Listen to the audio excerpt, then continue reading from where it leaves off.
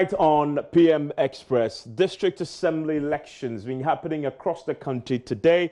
We're going to try and make sense of the outcome tonight. And key thing to watch, we know that the elections ended a few hours back. It's been very interesting, but in places like Akumfi, Amuna, due to threats, it did not happen. And the police advised that that should not, shouldn't take place there. So the residents that didn't get to vote in the elections, the EC has postponed that indefinitely, waiting for police advice on that. Now, we now are also learning that there was massive low turnout across the country. We're trying to dig into that a bit more, trying to understand how extensive this was across the country with the monitoring results coming through right now, preliminary though as they may be.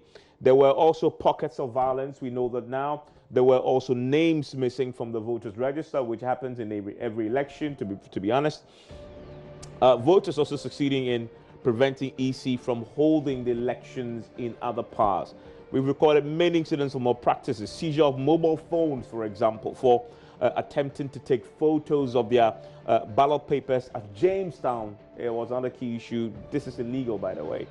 And also, well, violence. One person was stabbed in Salaga in the Savannah region as well. So there's been the whole mix of key issues to watch on this. In fact, the police also confirmed a short while ago that there was some community called Owen where a chief intervened, made it impossible for voting to happen in that part of the country. And so voting did not go on as planned in that part of the country. Now, some registered voters on the Ebri-Yabo electoral area in Kumasi openly offered their votes for sale at polling stations. Can you imagine that? As we are learning, as low as 20 Ghana cedis, they were willing to vote for whichever candidate willing to pay 20 Ghana cedis. That is how much value they place on the district level elections there. A few facts to pay attention to though tonight. 57,000 candidates contested in the exercise, as we know tonight. We also know that 18,500 out of the figure vied for assembly membership, and which 38,520 vying for unit committees in places all over the country. There were a total of some 6,700 electoral areas, and each electoral area represented by one assembly member. We also know that for unit committees, 33,500 are to be elected, 5 for each electoral area. So that is how the map looks like. Once everything is done tonight, that is how it will settle. The key question to ask is, really, let's make sense of this. Is this another indication of the lack of faith people have in the local assembly system?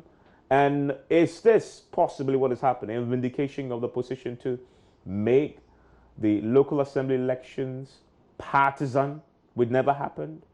Stay with us on PMS. We'll be delving into that right after this break.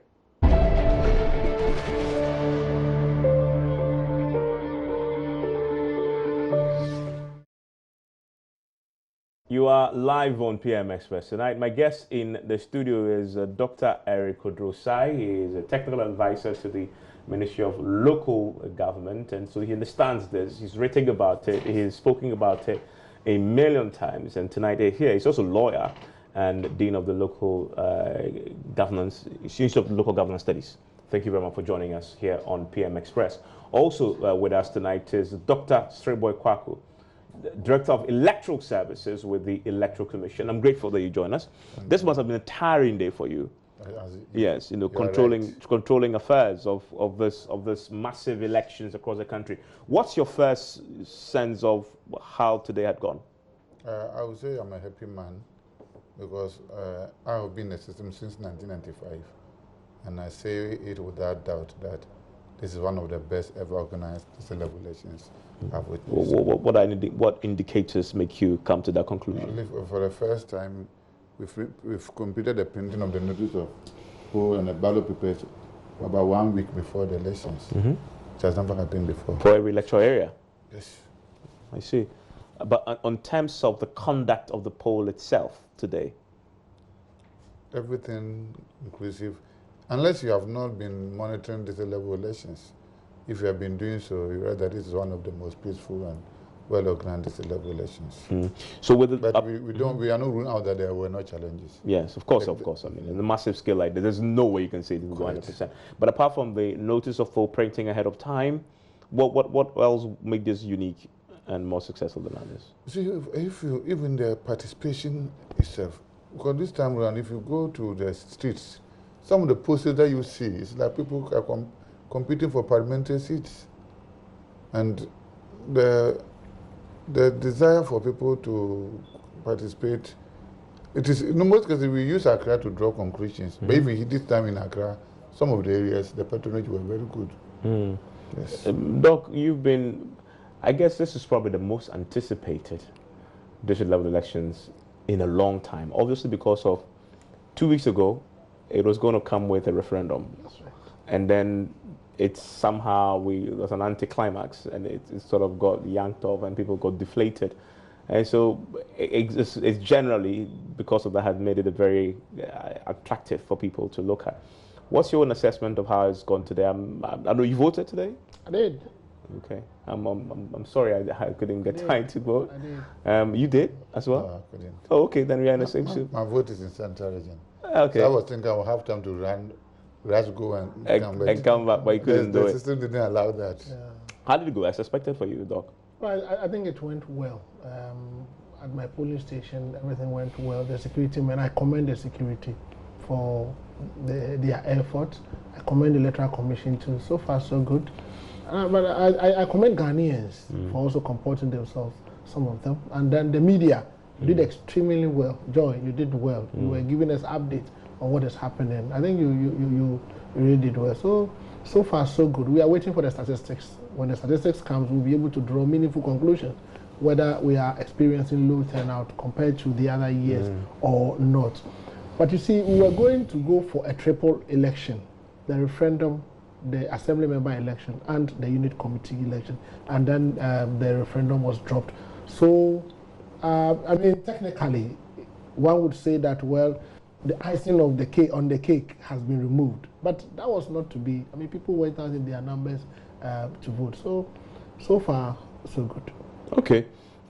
You have given me a brief assessment. Overall, you think this went absolutely splendidly, but there were few challenges. And in a Kumfi, in fact, you had to abort the entire process. The police confirmed in another place called Wing or so. Also, voting didn't happen there. We've just been reporting just at the beginning there that somebody was stabbed in. I'm wondering, district level elections too, violence to the point that where EC can't conduct polls. You see, the stabbing one, I don't have the facts from. Yeah, I mean the police confirmed that they've arrested. I'm not ruling out, but at least the JoyNews is a credible source. I came in the afternoon ahead of it, and I was a bit disappointed. My philosophy is that voting is choice. I have my choice, you have your choice. I like Doc, you may not like Doc. So when I go to cast my vote, I say I'll vote for Doc. You say no, you not vote for Doc. Should that bring about fight? Should we fight over this? And the irony of it is that the very person that you want to vote for, even when you fight and you get into trouble, he may not even come and bail you. So why will you go and fight over a vote? And I think we've grown beyond such unnecessary physical attacks and because of elections. Why should somebody even use a string of hair because of vote? So I was so disappointed. But with respect to the Kumfi, Emuna, and Win one, the Electoral Commission can't do anything about it. Because the Kumfi one, we heard it about a week ago. Oh, I see. So we informed the police to do the necessary check and contact and see what should be done. And the police wrote officially to us that they are recommending that we don't go there. Okay. Yes, because the issue is that if we were to go... When did they write? Because I remember yesterday. The route was yesterday. Yesterday, okay. And the same when they wrote, everyone to the route to us. Because we don't base decision on hearsay. But once they write official, it means that they've gone there, do their known investigation area that it will not help us the cause. If you were to go by force, what will mean, maybe the people may react, and the cause of exchange of whatever be the case, somebody may lose their life and the rest. So, as I said, the ballot papers are there. We are still waiting. When they are satisfied and say they should come, if they say tomorrow, we'll be there. You're ready to go. Okay. I mean, but how does this affect the process in itself? But this is tiny, isolated cases, though. Doug, you've followed this process for a long time. It still beats me. I mean, the national elections is always full of tension, but for district level elections, for people to be stabbed, in fact, 5 people have been arrested in other parts of the country. EC cannot hold elections at all in 2 places. That I guess tells you a story about political landscape. Well, I can say it's an isolated case because it doesn't normally happen in our local government elections. And I'm quite disappointed that we are witnessing some of these things, because ordinarily local level election should be a context among family members, a context among friends, a context among those who want to bring development. So it should not degenerate into that level. What we need to do is to start conscientizing people that when it comes to local level development, it is not about fight. It's about joining of efforts. It's about unity to bring development. So it has started. We need to curb it. And to be able to curb it, you reorient people. You help people to understand that the local government level elections or the position of assembly member is voluntary. You put yourself up to serve. So why do you kill yourself? Why do you beat somebody about it? In fact, both those who have lost and those who have won will need to team to come together to bring development. So whether you lose or win, you have a role to play in society. So it's about time we start working on people's mind. I may not know what actually caused it, but whatever it is, local level development requires that unity for progress. The big question tonight for me is, what is the significance of this, of what has happened today, for our democracy, for our local government system and structure? What is the significance? How significant is this?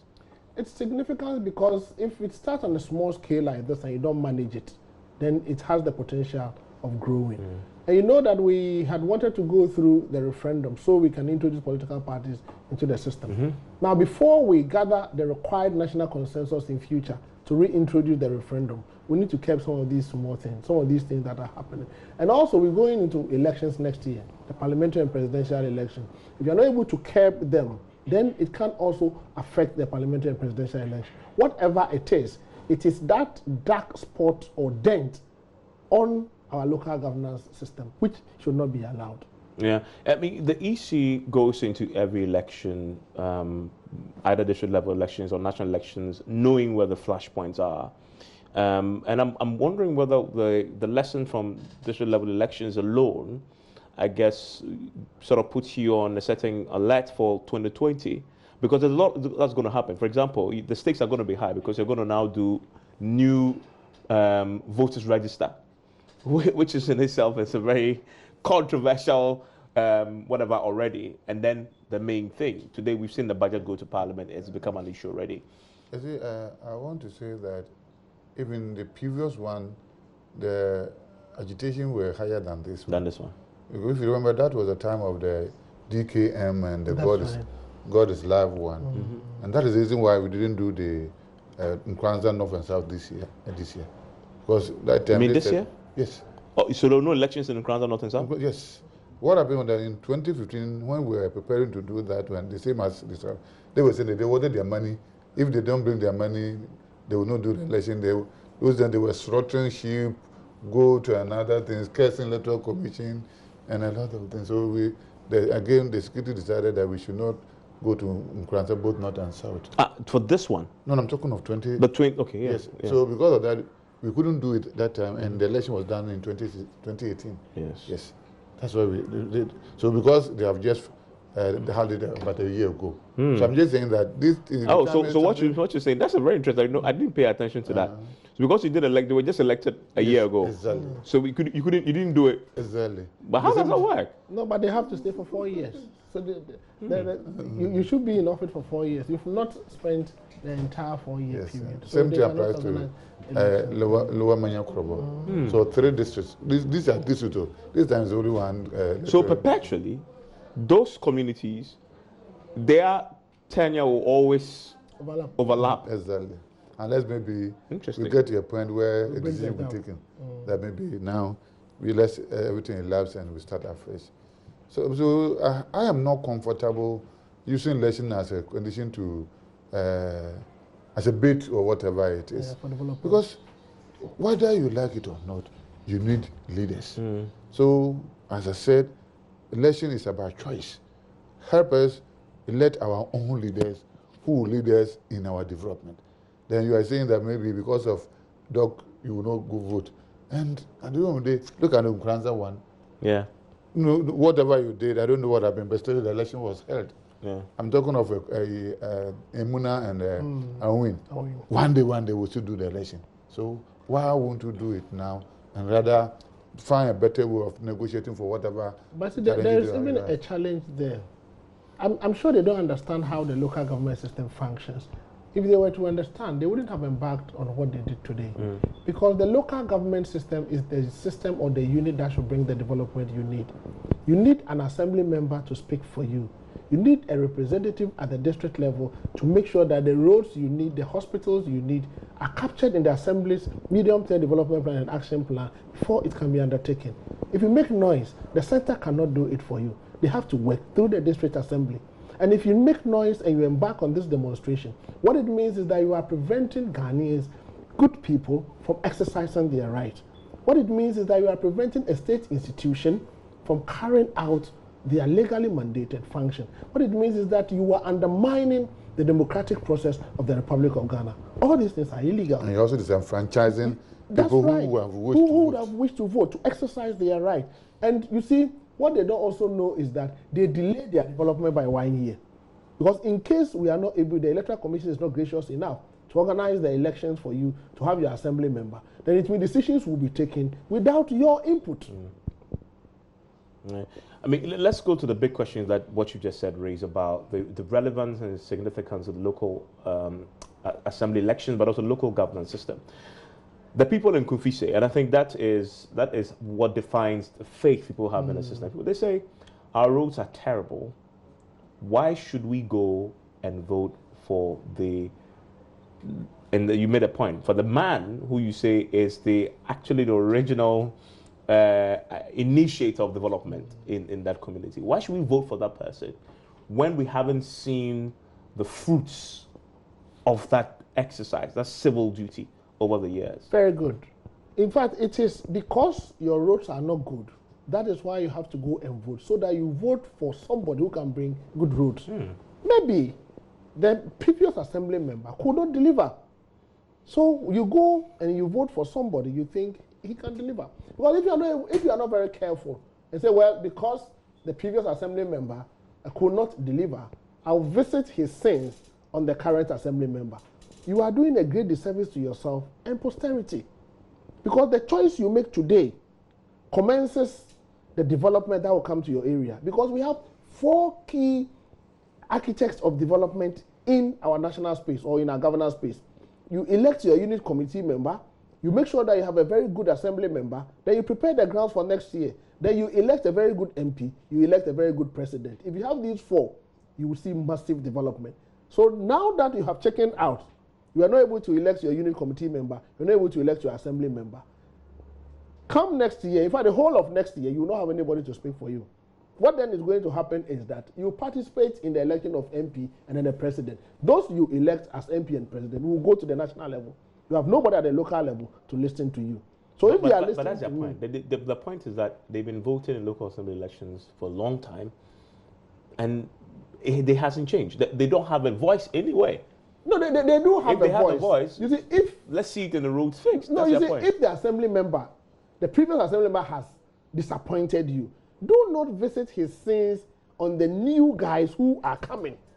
My point is, it is because you still have bad roads, though you have been voting to elect an assembly member. That is the more reason why you have to vote for a change. So the argument also goes that if they protest the way they have, succeed in stopping the vote, it becomes national attention. And they have that now. The spotlight, everybody's talking about that. The police have advisors, intelligence. The center is forced to pay attention because the center is where the money is. If they get the road fixed as a result, that is precedent. But most communities say, well, we'll wait for the next district level elections. What to do, same? Yes. I mean, didn't the DKM thing after that, didn't they pay the money to them? They have. But that's my point.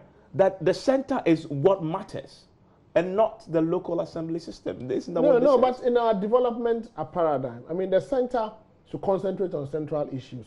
Local level development is the business of assemblies. And that is what people should get. I mean, the people must get it that it is the district assemblies that are responsible for development at the local level. It doesn't work like that in practice, does it? I mean, I get what you're saying. That is what they should be. But it's not what it is. No, but that's how it should be. The center is focusing on the minute. You see, but that is the challenge people have. If you bypass the assembly and you look up and you're not getting the development, why do you blame the assembly? The assembly can only give you the development if you cooperate with the assembly. And how do you cooperate? The assembly will consult you in the development of the annual action plan. Give them your inputs. Let them incorporate it in the action plan. Get your assembly member to lobby so they will come and do the development. But if you bypass the assembly, some will not even go to the region. They will bypass the assembly and come to Accra, the center. If they are not getting results from the center, then they come back to the assembly. You know, so it doesn't help. People must understand that in this system of decentralization, hold your assembly responsible because you pay taxes. Hold your assembly responsible because government gives the assembly common fund. The common fund is for everybody in that particular assembly, you know, so that people can live up to the expectations of the people in the area. I mean, the Electoral Commission, you conduct the polls, and you've done this for a long time, as you've told us at the beginning. District level elections historically have suffered, you know, low turnout. Yes, an average of 39%. Yeah, but that's abysmal. I mean, with your experience, what do you think accounts for this? You see, I'll start from ignorance. People don't know the sense of local level elections. The people we elect them, what are they supposed to do? Because if I know that I'm electing somebody as my unit committee person and he has this role to play, that will benefit me. Then I'll put the right person there.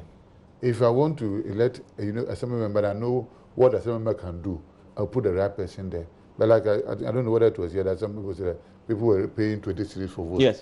Now, if somebody gives you 20 cedis for you to vote for the person, you have already been paid. So you can't hold the person accountable. And why will you vote for somebody because your person is giving you money? Let us vote for our conscience. Let us vote for what the people can do for us so that we can hold them responsible for their actions and actions.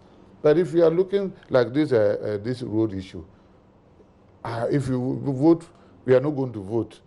Meaning that for one or so many years that there will be no election, there will be no union committee, there will be no assembly members who will be there speaking for you. But does that change? It's I mean, it's an honest, ignorant question, but I'm just wondering, in my community, I've never bothered to know who my assembly member is. Then try and bother, because you see. What difference would that? That's my question. What difference would that make? Whether I have it or not, what difference? But you see, one thing that people don't also know, and I think, well, is the problem of those who do education. People do not know that if you have your assembly member there, and the first year, second year, the assembly member is not performing, you can recall the assembly member.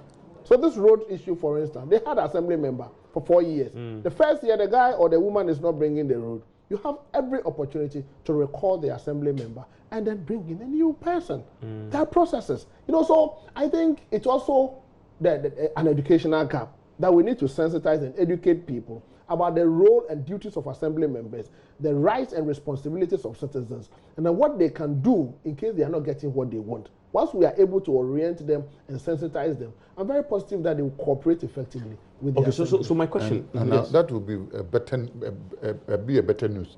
That they will be in the news that this particular editorial area are recording their assembly member for non-performance. For non-performance. It will be a better news. How do you even do that? No, in practical terms, they have to pay. They have to. A certain number of percent. 30% of signatures for the record. People in the electoral area. They will go and do 30% of voters. Voters. Okay. Yes, then we'll go. When we get that, and you it will go to the electoral commission. We'll look at it. Oh, really? Then, yes. Yeah, and they will So you take it to the activate- electoral commission, Yes. and then what will you do? We'll do referendum. I hope you are not going to recall your assembly member. The way you are serious There will about be a No, referendum. please Yes. repeat that. Yeah, there will be a referendum. It's good that you brought this up. Whether, yeah, there will be a referendum about yes, 3 yes and no. Do you agree that the assembly should be recalled or not? And we just imagine going through this process, and now first time for you, this particular electoral year, we are going to recall your assembly member for non-performance. for non-performance. It's there. The provision is clear in law. Which of them will be attracted? So you can't be saddled with an inefficient assembly member for 4 years. No. There are checks and balances in the system, except that people are now aware of all these opportunities to put a check on the assembly member and the system to deliver.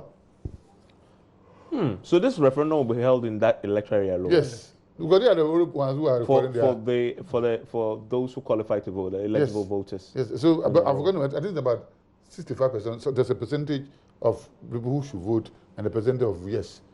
And even if you try and you fail, you've made a very positive statement.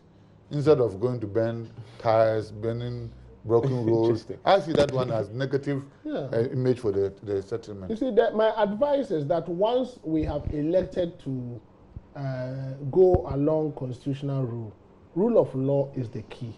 Rule of law is the way to go. Let us resolve all issues using the law in a very diplomatic and democratic way.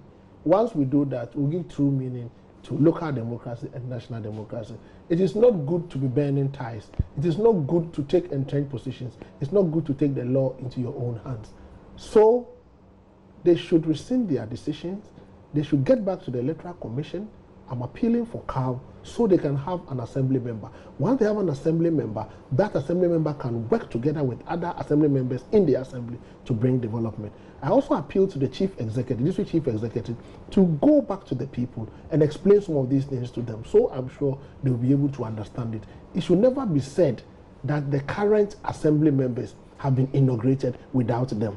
In that case, they will be left behind by way of development for about 1 year. Let's do some education here. I mean, I think everything you said is we don't really understand, and I admit what the assembly members and unit committees they do. So my role is bad. Yeah, I don't even know who they are. So unit committee members, what are their powers under the law? What can they do? We said, yeah, these are the units that should be developed. So what are they allowed to do? Let's start with unit committee members under the law. See, the unit committee members are the lowest unit within the local government structure. They are expected to touch base with you on a daily, weekly, or monthly basis, periodically and frequently. 1, to establish your developmental needs. 2, to work with the assembly member to bring development. 3, to be able to inform the assembly. For instance, if they are doing street naming and house numbering, and there are areas that they need those things, you can get a unit committee. Unit committee members are also there to promote and even help in the organization of communal labor. If you have a unit committee member working effectively and efficiently, the assembly member can go to rest. It is because some unit committees are not working, and this one, you have to blame the assemblies. But it is up to the assemblies to operationalize the unit committees, resource them, and make sure that they will be able to function effectively. So under no circumstance should you even get your assembly member if the unit committee members are working well in your unit. And in every electoral area, you need 5. But from what you said, that just confirms to me that the unit committee, it's one of the most ineffective, non-existent. It exists. Because you said they're supposed to get in touch with me on a regular basis. I have never in my adult life, in my entire life. How would they cannot be looking for you. You would have to look for your unit committee said they are member. supposed to be engaged. That's why they engage you. Yes. So you look for a unit committee member. I haven't in my life ever met them before. program, you will not go. What program? It's because you live in Accra. No. If you are those in the rural areas, they know they are unit committee members. Those in the rural areas, in my they know. village at Anansu, even when you lose a relation, how to bury the person, the date, the land to bury, and everything is based on the unit committee. That's right. If they don't say it, they say no, you can't bury the person. And you know, one of the other functions are that they are supposed to even help you with respect to registration of birth and death. Yeah. That doesn't happen. And revenue mobilization. Because they are not restored, and because we are electing the wrong people there, it's also a factor. Okay, so whose fault is it? Is it election? Your fault, my fault. Because the two of you did not go to vote. I went and I voted, and I made That's a sure. good point. No, because I made sure the people I voted for, I'm going to hold them accountable. They were surprised to find me there. Today, when I got there, I voted, and then after that, I told them if any of them wins, I'm going to hold them accountable. That is the beginning of accountability, and I feel happy and elated as a good citizen of Ghana. No, you see, when I raised the point about they not engaging, the reaction was because maybe you live in Accra, but wherever I live, it should happen. The problem with Accra is that you wake up at dawn, 4:30, you are out, 5 o'clock, you are out. You get back Come on, 11. Saturday and Sunday. Look, let me ask you a question. In your unit and or the electoral area, they are coterminous. There was a platform mountain. Did you attend? For what? For the campaign? For the candidates. By who mounted the Electoral Commission mounted the platform. The candidate presented their message. I was there and I asked them questions. You made time to go. I did. It was organized on a Sunday. Because you are the boss of the. No, that's not it. The dean of the local. You know, it was organized on a Sunday. I went there and I asked them questions. I asked them the laws. They said they want to be assembly members and unit committee members. What is the legal regime? Did you advertise this? Yes. It was Where? advertised. In the communities? Yes, in the communities. So, if it is the electoral area, the electoral commission officers, they will meet the candidates and they will agree on when and the time that will be suitable for them. In some areas, they are non-fishing day, they are non-farming day, they are taboo day. So they all agree. Then they fix the date and they hold it. You are hearing it for the first time. I'm So totally lost. No, but I'm giving you an assignment. Give yourself 3 days.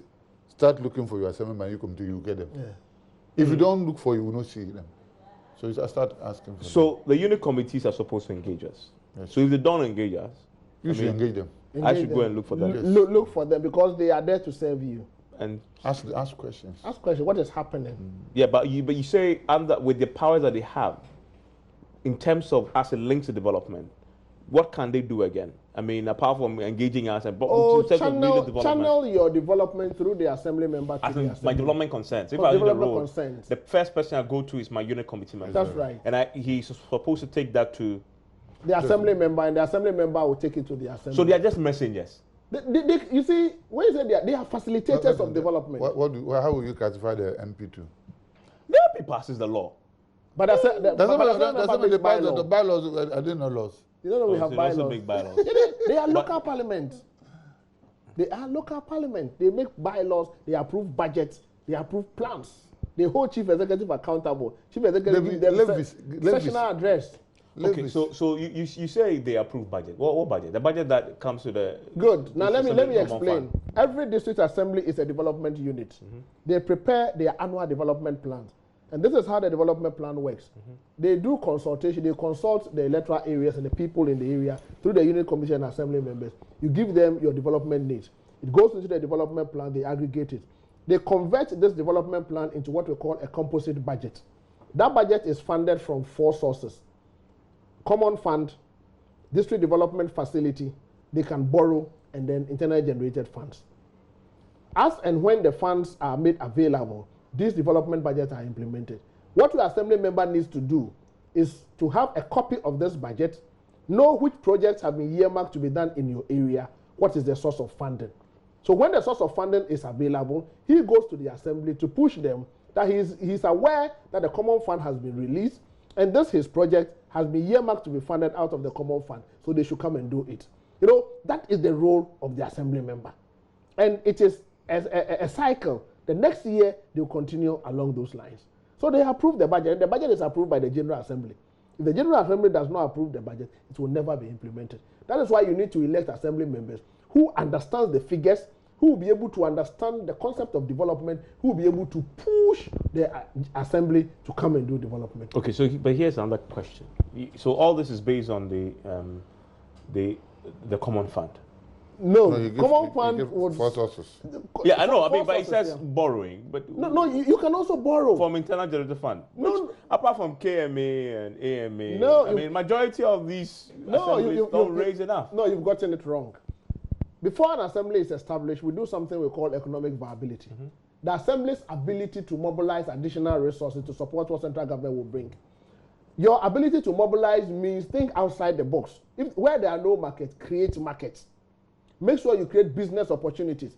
Make sure you use local economic development interventions so that the economy becomes viable. So you'll be able to levy taxes, rates, and all of that. Businesses are operating in your area of jurisdiction. They have to pay business operating permits.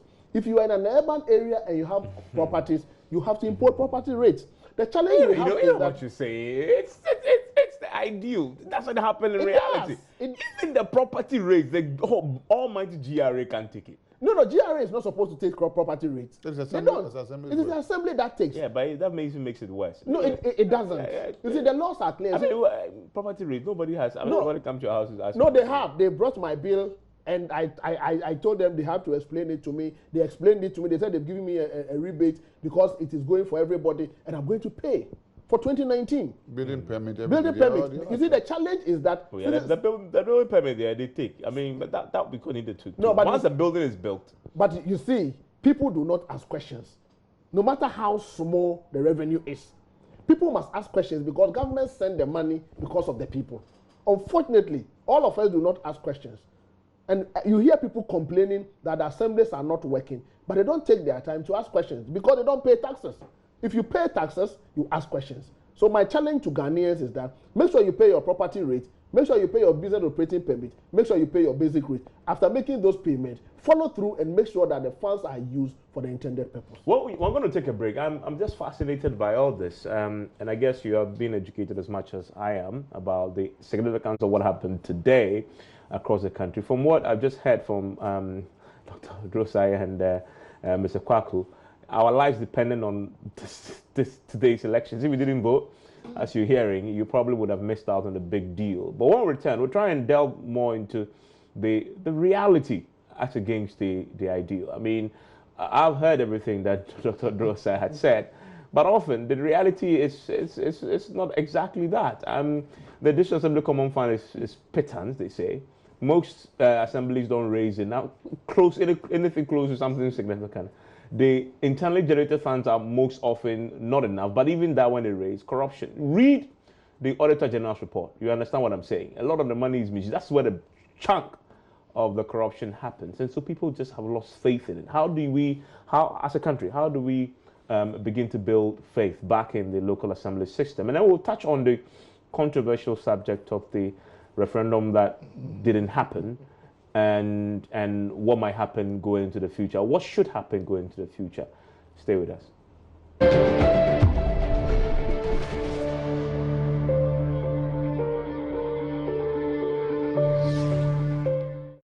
So here on PM Express, my guest is Dr. Eric Drosai. He is a technical advisor with the local government ministry. He's also lawyer and dean of the Institute of Local Government Studies.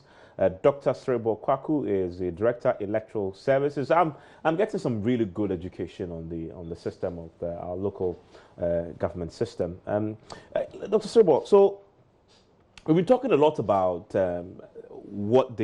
some education on what the assembly members and unit committees members should be doing. But that's the word, should be doing. The fact is, that's not exactly what they do. Yeah. Even before you went off, I was saying that why won't you also put yourself for contest to become an assembly member? So you also contribute your quota to the development of your area. It's easier to sit on the fence and talk about issues, but when you are in, you can also make impact. But it's not attractive, is it? No, but who should make it attractive? Maybe you are going in, you make it attractive. So people who have ideas should also join the race, go to the assembly, and also make their impact. And one of the functions that the committee are supposed that we didn't mention is that they are also responsible for monitoring government projects. So if the government is putting up any project, it's the responsibility of the unit committee to also monitor and give feedback to the assembly member to be sent to the assembly and the government. So they have a lot of things that they should do. But my concern is that which people are we electing? Yeah, but we've been electing some people. We're electing people, but maybe we are not electing the right people. I mean, so people like you should go so there. all these decades, is that the argument that we simply Ghanaians have been making the wrong choices there? And that is my view. You agree with that view? I do agree, because the work of an assembly member is demanding. You need somebody who can read in between the lines. You need somebody who is selfless. You need somebody who would be able to put a check on the system. You need somebody who will be respected by even the technocrat. If you let somebody who will not be respected by the technocrat, he can't lobby to bring development. And the role of an assembly member is to lobby to bring development. Also, you get some assembly members going to promise heaven. You know, you don't have assembly members common fund. You don't have money. Your work is voluntary. They don't pay you monthly salary. They pay you for sitting allowance. So, oh, really? That's all they get? You get only sitting allowance. That must be small. No, it's not small. It will compensate you. At least you. How much is it? It varies from assembly to assembly. If you are in a metro, I mean And how many times do they sit typically in a? If the main assembly, a maximum of 4, because 4 meetings in a year, once per quarter. But if you're a member of the various subcommittees, you do a lot of meetings, so you get some money. You know, so that is it. But the role is to lobby for development projects. So if you are not able to lobby, and for you to be able to Lobby who? You have to lobby the assembly. You see? But aren't they the assembly? The assembly, the general assembly is a meeting of all the assembly members in the area. And then every electoral area has its development project as part of the development plan of the assembly. This consolidated plan has been converted into a composite budget. You know the source of funding.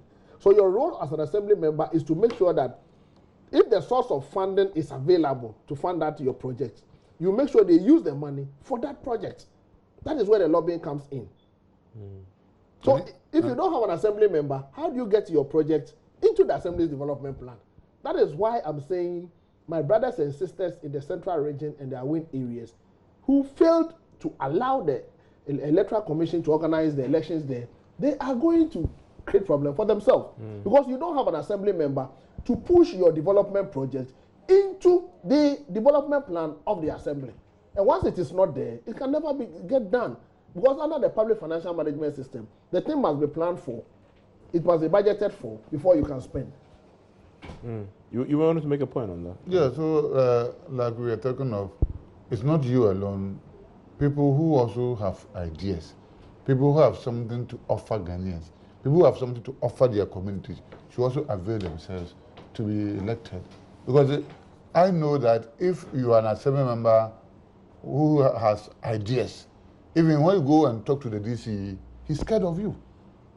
But if you go there and 20 cities you are given, 30 cities you are given, nobody takes you serious. But you go there and say that this man means business. I want a school for my community, and I'm not ready to go for anything less. You know that you push, you will get. But if you are the type, you'll be going there fighting over lunches and other things. The assemblies aren't attractive. So I think you're in agreement that choices by the electors haven't been good enough, and so we are not electing people who are qualified adequately to execute. But you can only choose from those who present themselves. That's why you should present yourself. But not all of us can become assembly members and the committee member. You can become a No, but my bigger point is, it's not an attractive place to be. Well, I'm not even saying just about the money. Perception is that assembly committee is for low lives. A unit committee. When I was in KEA, I mean, so if you say you're an assemblyman, let me tell you, it doesn't carry any prestige at all. When I was an honorable member. When I was in KEA in 1988, that's when Dr. Ndum contested. I know. Yes. Ndum and J. Kufu, I think, is also famed to have been once an assembly member. I don't know. But and Ndum, yes. Ndum went through the entire thing. But those are rare. Those are rare cases. But you know the impact such people can make in the assemblies? It's like... How do we reform to make that space attractive to those who actually can bring change? Should we leave it the way it is? Because it's obviously not attracting the people who have the power. No, we shouldn't leave it the way it is. What we need to do is to help the assembly members to mainstream and then create the platform, the engagement platform. Under the Local Governance Act, an assembly member is expected to touch base with the people in the electoral area to solicit their input before he goes for an assembly meeting. After the assembly meeting, he's expected to give them a feedback on the same platform. Admittedly, this platform mounting is not very regular because of resources. Because the assembly member is not given any extra funds to even refresh them when they mount this platform. And when you mount the platforms, you have to go and then rent chairs and all of that. So to make it attractive, let us institutionalize these platforms. Let us resource these platforms. Let us improve the engagement so that at least people will know that they are receiving feedback from these people. To make it attractive, let us also earmark funds to support the assemblies development area projects. In some assemblies, they have electoral area development funds, like a Delta Municipal Assembly, so that each assembly member has something small over which he will be able to do something to say that, look, this is not what the assembly has done for you, but this is what I have done for you. So once we start doing that, it will be more attractive. Should we increase the common fund? Because that is the primary one. I mean, if you are not a great AMA or KMA, you make much fund. No, there are some assembly are also able to secure additional fund from development partners. There are instances like that. Yes. Really? Some do. You can name on your fingernails, your fingers, how many. But some are able to do it. I get that, but that will be very, very few. I can mention 2. No, it's like I'm saying, if you have a competent person, knowledgeable person, is the ability to sell ideas. No. But so you must have something to sell. If your community is in Bumbu, you are my target. Okay. I mean, so reforms are important. I think you've mentioned that. Would they, making the elections their partisan, would it have changed the dynamics? Oh yes, it would have changed the dynamics significantly. Why am I saying that? It will improve the quality of leadership we get as assembly members, because the party during their primaries will sieve the process and make sure that they have competent people who will bring development. It will also change the dynamics because when parties elect people, the parties would ensure that they succeed. The parties would ensure that they bring development to their people. The parties will not sit back for the person to go and disgrace them.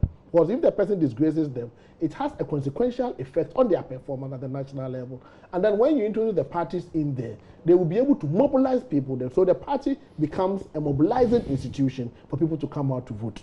So that referendum opportunity we missed, we've missed a lot of things.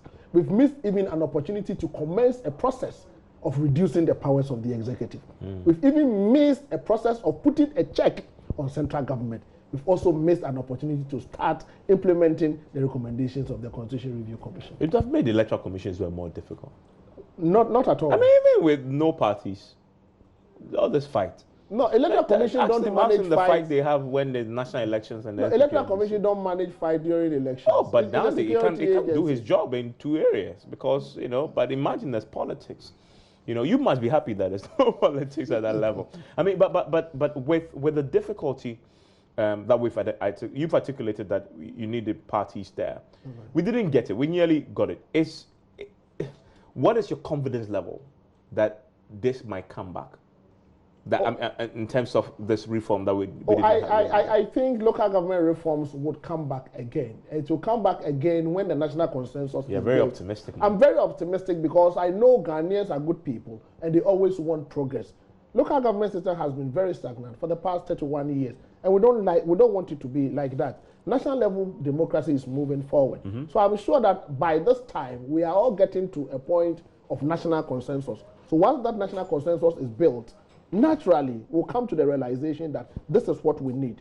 We've gotten to a point in time where 2 things must change in our local government system. All the appointed positions must be converted to elected positions so that chief executives will be elected. 30% government appointees will be elected. Then after that, introduce political parties there so that the local government system would be in line or in sync with the national level system. Then there is consistency in our democratic or the governance space. So I know that one day we'll get there. I mean, the question is, one day, when will that day come? Now that the NDC, MPP politics usually have killed this initiative, some say, well, the view is that NDC recently wrote to the president and say they're ready to build consensus. That, some say, is rhetoric, political rhetoric, and that the consensus it's not happening. Everything is dead. I know you did a lot of work. Yeah, I do. I did not. Do you see any movement? Oh, I see the NDC's movement and the current government movement. But even within civil society, have you seen civil society people moving quietly to try and see if they can build consensus? Yeah, most civil societies. After the death of the referendum? No, IDEC is working hard. Still? CDD is also working hard. There's a coalition. There's a coalition. There's a whole coalition to support this process. The coalition is also working hard. They haven't given up. They haven't given up at all because that is the kind of local democracy we need. And Unfortunately, we missed the opportunity. But all is not lost.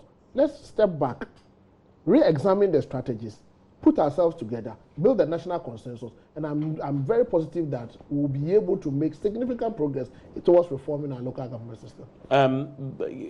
Dr. Kwaku, today's elections, from what I hear, last time that you use the current voters register, that for next year you have a new register. That's the I've seen the budget almost half a billion cedis just for the budget, for 400 million for the voters register. I've not seen the budget. Yeah, it's gone to Parliament today for approval. I'm sure you've heard the criticism and all. I know the EC had considered this and taken the decision. In a few words, why did we need a new voters register? Thank you very much. The reason is that our current system is outdated. Now, there are a lot of challenges with respect to the fingerprint biometric verification. So we are getting a lot of manual verification, and I believe it is because the current system is becoming weaker and weaker. And as somebody said, and I've also been saying it, I have a car. We are going to Kumasi. I'm not saying the car is spoiled, but later I read that I can have a better and efficient car. Nothing stops me from so you stop using this car and going for the efficient one. As we speak, we are using the fingerprint as identification. A lot of people, fingers are failing them. So with the new one that we want to introduce, we are adding facial recognition. So that if your fingerprint fails, we will use the face to do that. Because the main issue with respect to biometric is to stop multiple voting, multiple registration, and impersonation. So where if you are giving room for a lot of manual verification, then the idea of introducing the biometric is being defeated. In addition to that, the 2016, the 2019, when we were doing the registration, the producers of the current system are no more producing them. So the cartridges that we were using, we were buying them from the open market. They are labeled according to our specification. Some of them you buy, you put it into the printer, it doesn't work, it doesn't match. So if you don't take care, we will get to a point, the system will crash on our face. Okay. You back this move? I back the move. Any move to up the fairness, transparency of our electoral process, I'll back it. Because that is key to the growth of our democracy. That is key to enable people to have confidence in the system. And confidence is critical for people's participation in governance. So if this will give us the confidence and the openness and the transparency we need, we are all for it. That is Dr. Eric Odrosai, a lawyer, Dean of the Institute of Local Government Studies. He's also the technical advisor with the Local Government Ministry. Also with me was Dr. Cerebral Kwaku, who is a Director Electoral Services. I guess the only thing to say now is just go and hold the unit committee members and assembly members you have elected tonight, hold them accountable. Enjoy the rest of the evening.